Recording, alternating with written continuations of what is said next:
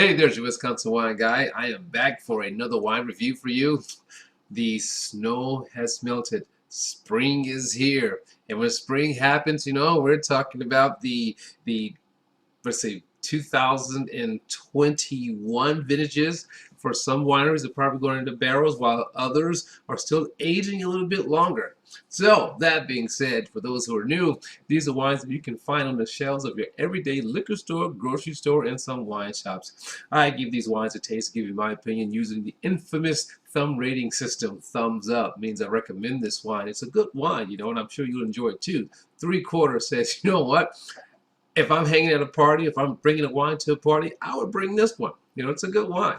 Halfway, there was something going on with that wine, and it kind of didn't work for me. Thumbs down, that's always the easy one. Every now and then, there's the infamous double thumbs up. It's pretty rare when that happens, and when that happens, I highly recommend you go out and give that wine a taste, because I'm curious to know what you're going to think about that wine. So here we go. Now, every now and again, we have the opportunity, or I have the opportunity, and you'll have it as well if you've been following me since 2018, I would say. But we have the rare opportunity to taste multiple vintages of a particular brand. I like doing that, and also it's amazing to look and see how things have changed. So you can see the screw cap on this bottle here, and I'm going to tell you what it is. This is going to be the 2020 Wente Morning Fog Chardonnay, right? 2020 Morning Fog Chardonnay. So right out the gate, I noticed a difference. A screw cap, and I believe the screw cap probably came out in the 2019 vintage, I want to say. Yeah, 2019 vintage. They started using the screw caps, but it's just a closure. All right, does it make a difference in the wine? Yes, no, maybe. You be decide. But for me, if it's a screw cap, that means when the wine went into the bottle, it was a fresh, cool tasting, nice bottle of wine. But if it tastes funky, that means it probably went into the bottle that way with a screw cap. So that's an immediate visual change for me for the wine. The packaging itself. Still the Central Coast, still from the estate vineyard, out of Livermore Valley. Sustainably farmed, that's a good thing.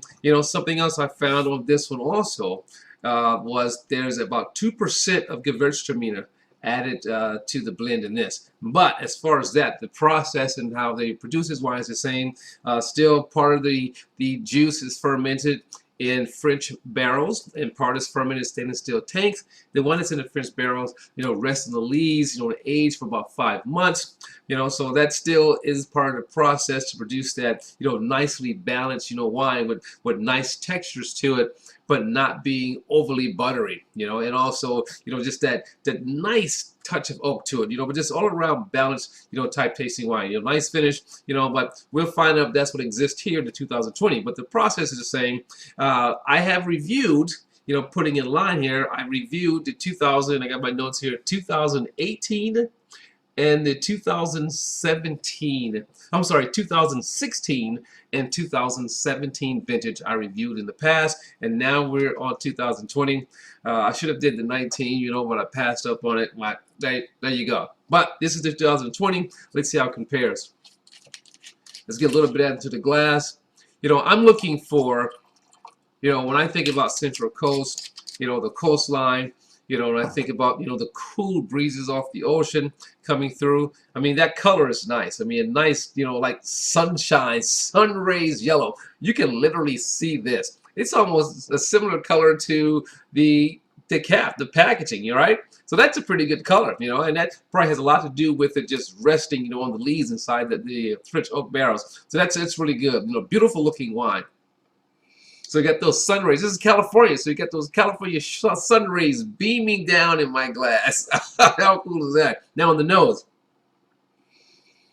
Definitely, for me, you get that cool ocean breeze. So already for me, it's in line, right? Wow, subtle spice notes. Tropical to nose for sure. Pineapple. Pineapple, a little citrus, lemon notes. And then there's like subtle notes of apple, so very nice on the nose again. Now, first step, two-step process for me. One is going to be the rinse. No acidity, no play. You know how that goes. Second, taste, Our second sip is going to be tasting. Let's do that rinse.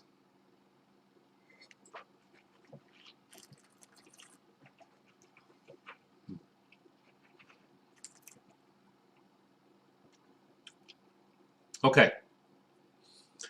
Balanced. You know, balanced acidity. But that finish is nice too. But it's very balanced.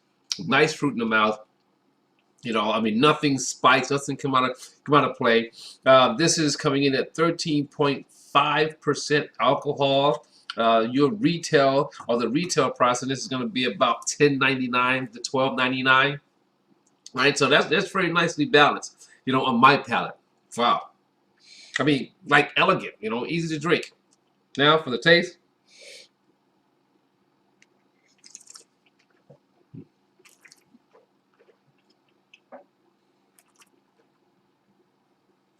Okay, so it doesn't have that truly dry finish. It's like fruit all the way through. So the question is, compared to the past, does that 2% of Gewurztraminer really make a difference in this wine?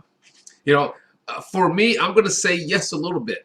You know, it is a lot fruitier tasting, you know, than what I can somewhat recall from the past. I'll look back at the video myself. This is a lot fruitier tasting. You know, that fruit goes all the way through. You know, it gives it more like a little kiss of sweetness to it. I mean, there's not much of an exotic taste to it. You know, when we talk about the Gewurztraminer, you know, no honey. Although maybe a little bit of that honeysuckle flower, you know, get that, but not a lot. You know, but still, I still say overall a pretty solid drinking Chardonnay, but I do notice a difference, you know, for me, between the previous vintages and this one here. But it's still a solid drinking Chardonnay. So one more taste, then I'll tell you what I think about it.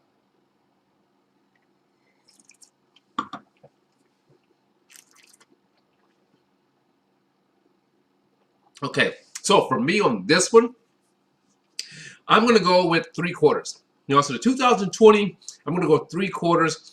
You know, I think that, in my opinion, it's still solid. It's still a good drink.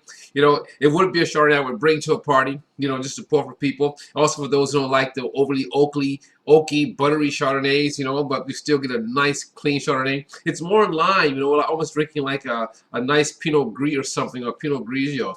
You know, so a little bit more fruitier than what I can recall in the past, you know, with this particular style here, the Morning Fog. But nonetheless, still solid. So 3/4 for me. There you have it. Wisconsin Wine Guide, Wente Morning Fog from the Central Coast, Livermore Valley. Ciao. Oh, wait a minute.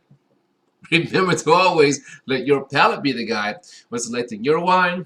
And I'll put links to, at the end of this video, there'll be links for to watch what I said about the previous vintages. Okay? Ciao. Bye.